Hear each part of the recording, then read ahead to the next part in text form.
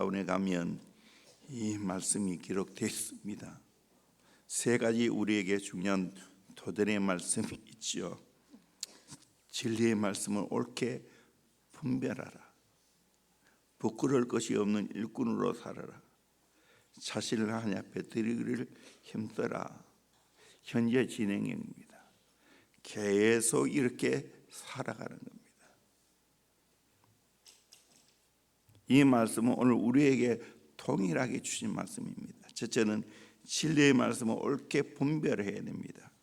너는 진리의 말씀을 옳게 분별하며 하나님의 일꾼이 되기 위해서 먼저 말씀 위에 바로 서야 됩니다. 사도 바울이 이 말씀을 기록할 당시 영지주의라는 잘못된 이단 사상의 침투해 오고 있었습니다.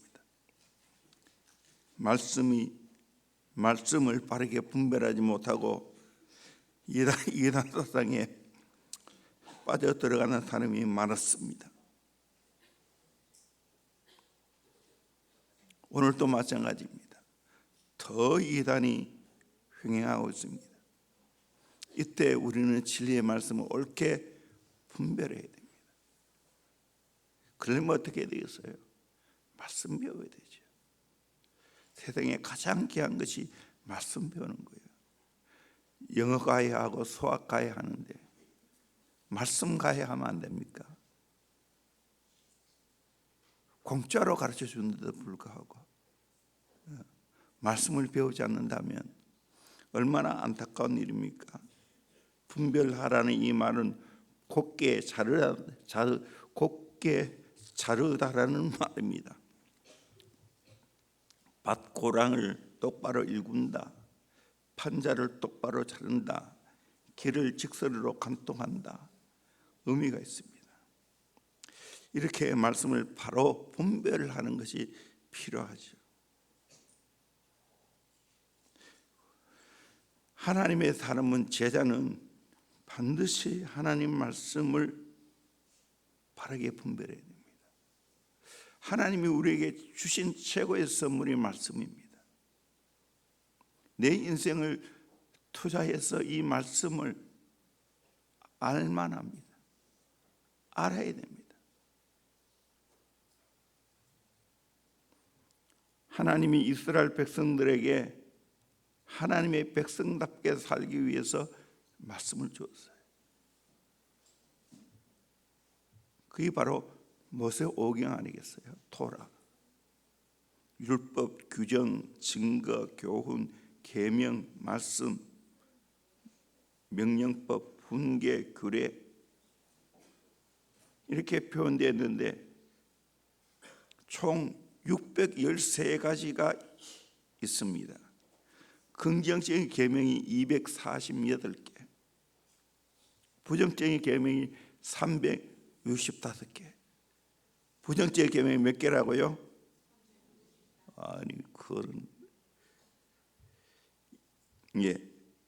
맞아, 365개, 365 이거는 외우죠. 그러면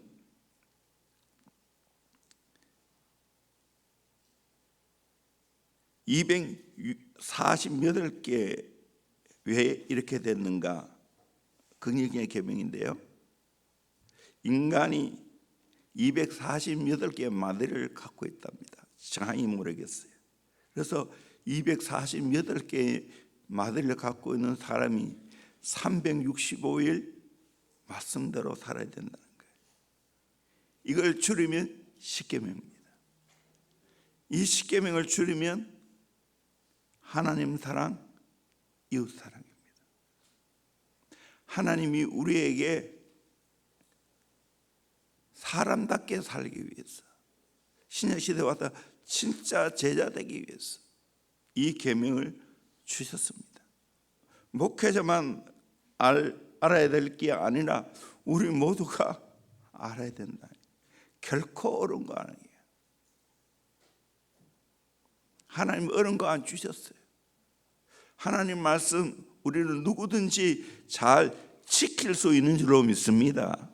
아멘. 하나님 사랑하면 지켜요. 사람 사랑하면 지켜요. 사랑의 마음이 없기 때문에 못 지켜.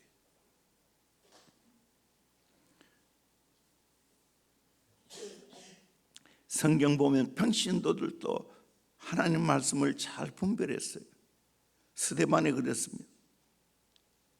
많은 무리와 제자들 앞에서 아브라함부터 역사적인 인물을 열거하면서 예수 그리스도의 복음을 확신 있게 증거했습니다. 그 당시에는 오늘처럼 말씀이 많은 것도 아닙니다. 두루마리로 여기저기 흩어져 있을 때 집사로서 성경을 많이 알고 있었습니다. 사도행전 9장에 보면 예수 믿는 사람을 잡으러 가다가 바울이 다메섹 도상에서 거꾸러졌죠. 그때 평신도인 아나니아는 바리새인 말씀의 대가인 사울을 바꿔 놓았습니다. 브리스길라와 아굴라, 성경학자인 아볼로를 하나님의 돈을 자세히 풀어 가르칠 때 아볼로가 변하여 복음 사역자로 바뀌게 되었습니다. 위클리프가 11세기 성경을 번역하면서 다음 같은 서문을 썼습니다. 이 성경은 반드시 국민을 위한, 국민의 이해한, 국민의 정부를 만들고 말 것이라고. 아브라함 링컨이 게티스버그 연설에서 바로 이 말을 했죠. 국민을 위한, 국민의 이해한, 국민의 정부를 만들라고. 위클리프 성경 서문에 나오는 겁니다.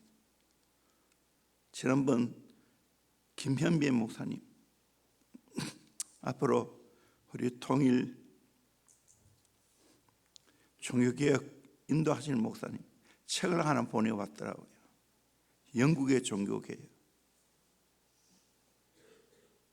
위클리프부터 시작해서 20명의 종교개혁자들의 그 간단하게 전개를 쓴 것을 보내왔어요. 제가 아직 어제 받았기 때문에 닳지는 않았지만, 영국이 이런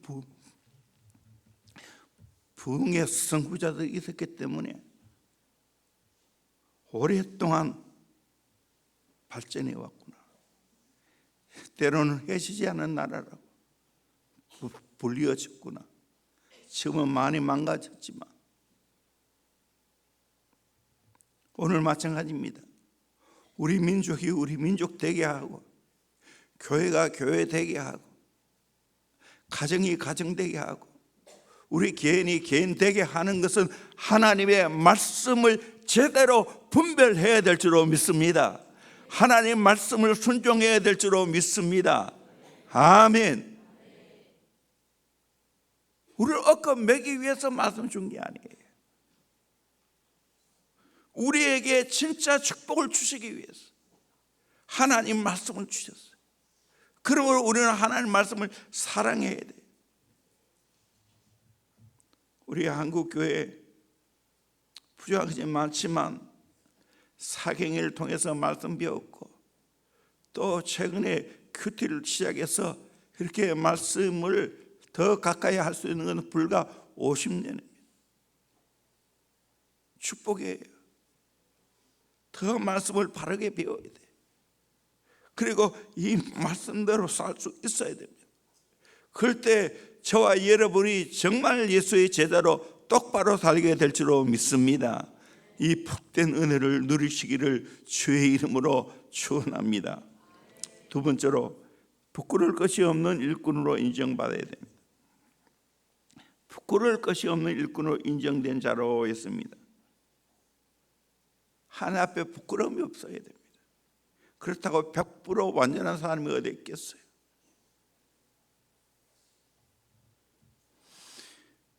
내가 죄를 깨달아 또 회개하지요. 내 모든 죄를 주의 볼로 씻지요. 그리고 부끄러울 것이 없는 일꾼으로 하나님 앞에 인정을 받지요. 마지막 날 주 앞에 설 때 내 모든 공력이 불타버리면 헛것이 됩니다. 마태복음 7장에 나온 대로 하나님 뜻대로 하지 않고 주의 이름으로 선지자 노릇하고 귀신 쫓아내며 주의 이름으로 권능을 행치 아니하였나이까 하였을 때 주님께서 밝히 말씀하기를 불법을 행하는 자들아 내게서 떠나가라 명령했습니다. 우리는 정말 똑바로 말씀대로 살았어. 하나님 보시기에 부끄러울 것이 없는 일꾼이 되어야 됩니다. 초대교회 저 할아버지 이야기를 들어보면 우리 성도들은 진실하게 살았어요. 양심대로 살았어요. 제 할아버지 정말 양심대로 사셨어요. 소학교도 못 나왔지만 성경을 읽음으로 의문을 끼쳤어요. 그래서 성경 암송도 꽤 많이 했어요. 근데 세월이 흐르고 세상과 섞이면서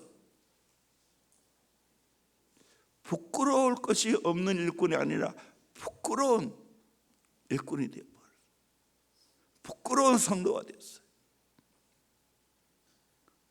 오늘 많이 기독교도 줄었죠. 25%가 기독교인이라고 하는데 이제는 그만큼도 안 되죠. 그러면 뭔가 세상에 바뀌어야 되지 않겠습니까? 바닷물이 대단히 짜지요. 그런데 바닷물의 소금의 함량은 무려 3.4%밖에 안 됩니다. 3.4%.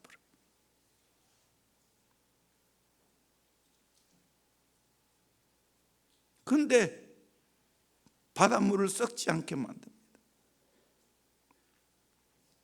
우리가 진짜 그리스도인이면 이 세상을 썩지 않게 만듭니다. 그럼 일찍부터 디모데와 같이 말씀 배워보세요.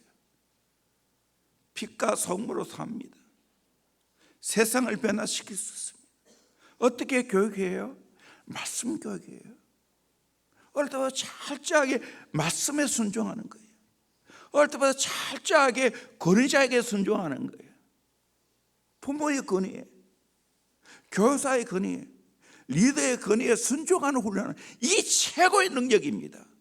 오늘 이 시대에 어그러지고 거들어지는 시대가 되어서 순종을 몰라요. 자유라는 미명 아래, 인권이라는 미명 아래 순종이 최고의 능력입니다. 어떻게 앞으로 하나님 앞에 귀하게 쓰임받을까? 권위 아래 순종하는 걸 배우며 쓰임받습니다. 공부 잘할 수밖에 없어요. 때로는 공부하는 게 힘들지요. 제가 내 이름을 이렇게 성수라는 이름만 기억하는데 대구 사람인데요. 공부하기 싫어서 노가다 판에 갔기도 하고 여러 가지 하다가 결국에는 답을 찾았어요. 공부가 제일 쉽다. 세상에서 공부가 제일 쉽다. 그래서 서울대학 갔어요. 알고 보면 공부가 제일 쉬워. 또 이 공부해놓으면 다 오랫동안 쓰임받을 수 있어요. 공부할 때는 공부해야 되는 게 학생이. 우리 교사들 끊임없이 공부할 수 있도록 도와줘야 돼요.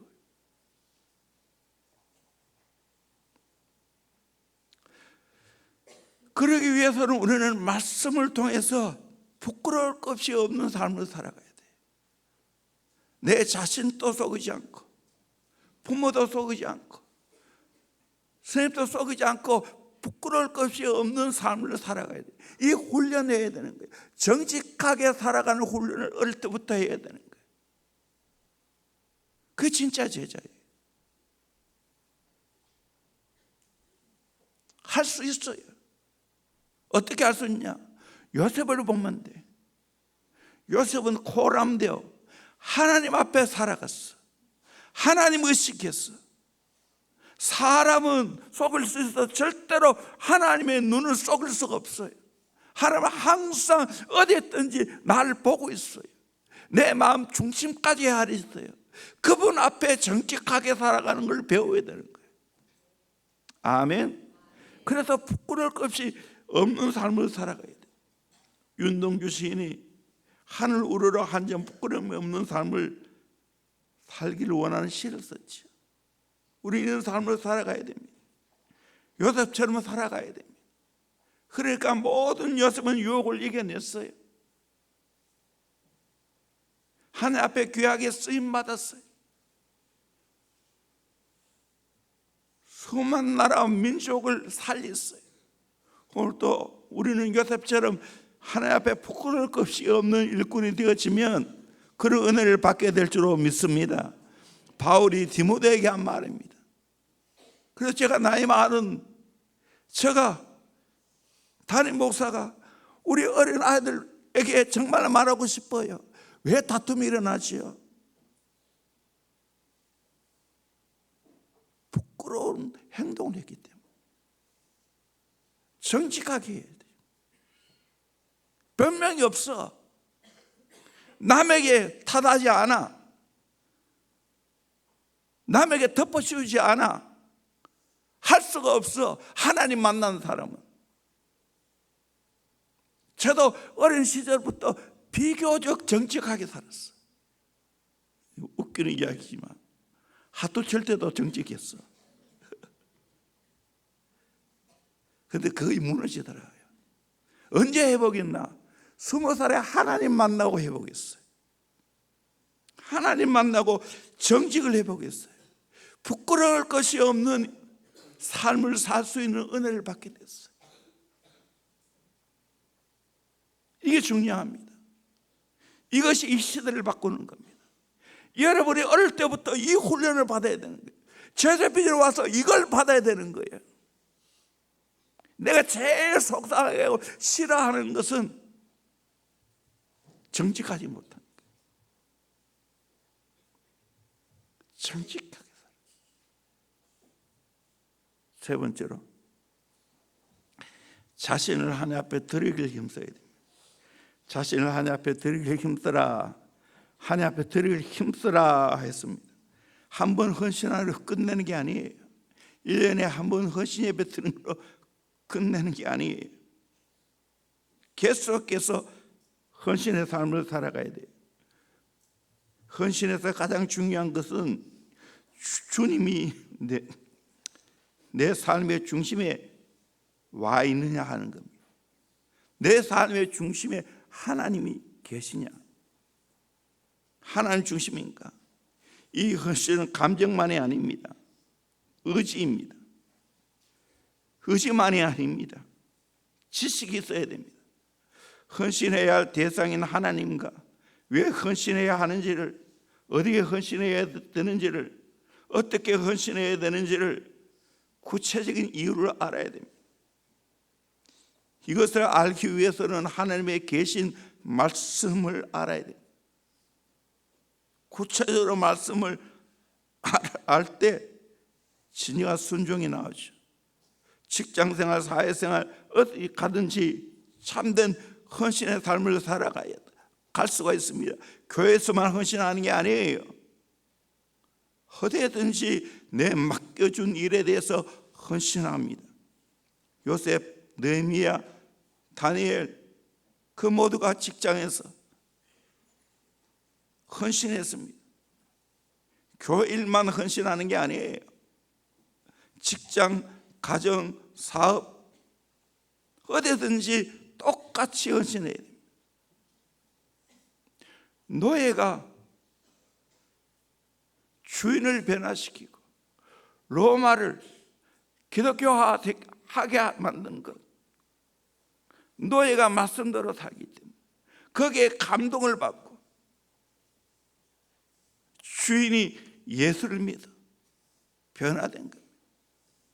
그 노예들은 모든 일을 죽게 하듯 했기 때문에 이게 헌신이에요. 모든 일을 죽게 하듯 했습니다.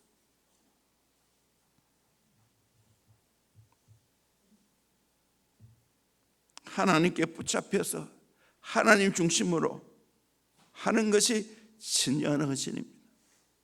하나님을 위해 일하는 사람이 아니라 하나님의 일을 하는 사람, 하나님께 붙들린 사람, 이것이 헌신입니다. 진정한 헌신은 실제적으로 드리는 삶이 있어야 됩니다. 시간을 들여서 하나님을 만나는 헌신이 있어야 됩니다. 물질을 들여서 하나님께 헌신해야 됩니다. 11조는 기본이죠. 재능을 들여서 하나님께 헌신해야 됩니다. 내 몸을 들여서 하나님께 헌신해야 됩니다. 가장 귀한 헌신은 하나님 만나는 헌신입니다.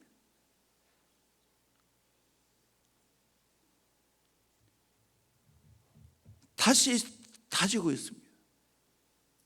우리 교육생활부터 다시 다져서 지금 열심히 기도하려고 합니다. 진정한 헌신은 하나님 만나는 거예요. 하나님과 독대해서 하나님의 뜻을 알고 하나님의 마음을 알고 하나님의 계획을 알고 거기에 헌신하는 거예요. 부족하지만 제가 대형교회를 1977년도에 만나서 오늘까지 살아왔어요. 군대 생활 빼고. 군에 가서도 사실 대형교회 한 번도 잊어본 적이 없어요. 줄기차게 중보였어요. 또 대형교회 돌아갈 날만 기다렸어요. 휴가 나면 제일 먼저 교회 찾았어요. 교회 뭐 할 일 없나? 다 했어요. 교회 헌신하는 게 주님께 헌신하는 거예요. 그렇게 살다 보니 여기까지 왔어요. 여러분, 제대로 하나님 만났어요. 그리고 그분께 헌신해 보세요. 제일 수지 맞습니다. 행복은 저절로 옵니다. 일이 없어서 아니에요. 때로는 피곤할 때도 있죠. 오늘 이 귀한 말씀, 제자의 삶이 무엇인지를 가장 잘 말해주고 있습니다. 진리의 말씀을 옳게 분별해야 됩니다. 그런 말씀 배워야 되는 거예요. 제대로 알아야 되는 거예요. 부끄러울 것 없이 없는 일꾼 되어야 됩니다. 하나님 만나면 정직하게 살 수밖에 없죠. 내 자신을 하나님 앞에 늘 드리는 삶을 살아요. 시간도 드리고 물질도 드리고 가지고 있는 걸 다 드리고 싶어. 이런 표현합니다. 환장입니다. 드리고 싶어 미칩니다. 왜? 날 사랑하신 하나님 만났기 때문에. 내 인생의 의미를 여기서 찾는 거예요. 이 복된 삶을 저와 여러분이 살아갈 수 있기를 주의 이름으로 축원합니다. 축원합니다. 기도하겠습니다.